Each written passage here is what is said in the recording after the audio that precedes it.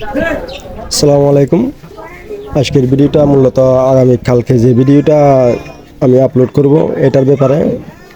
এই যে picture lab যে একটা অ্যাপ আছে, পিকচার ল্যাব, এটা কিন্তু এই অনলাইনে যারা কাজ করে ভিডিও তুলে তাদের জন্য খুব একটা কার্যকর। মানে ইউটিউব ভিডিওর এই থাম্বনেল বানানোর জন্য, ব্যানার বানানোর জন্য, লোগো বানানোর জন্য, তাহলে সব কিছু সোশ্যাল মিডিয়াতে যারা কাজ করে তাদের জন্য খুব উপকারী একটা অ্যাপ। তাহলে এটা নিয়ে আমি কালকে ডিসকাস করব এবং কালকে এটার সব কিছু টিউটোরিয়াল, সব টিপসগুলো আগামীকালকে আমার এই চ্যানেলের মধ্যে আসবে। আশা করি আপনারা কালকের জন্য অপেক্ষা থাকবেন।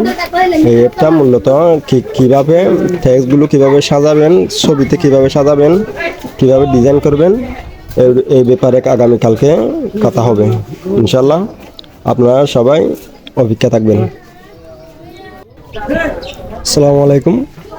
আজকের ভিডিওটা মূলত আগামীকালকে যে ভিডিওটা আমি আপলোড করব এটার ব্যাপারে।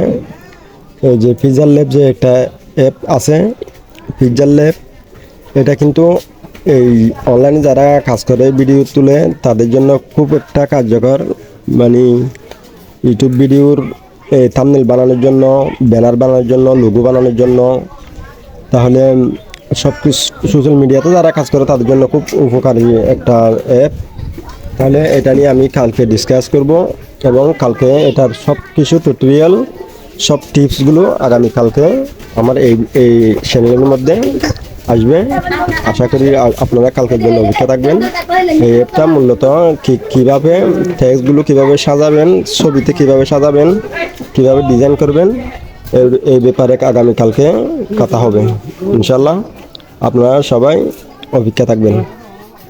এই ছিল আজকের ভিডিওতে আমার বলা এবং দেখানো যে কালকে আমার কোন ভিডিওটা আসবে, এটা খুব ভালো হবে।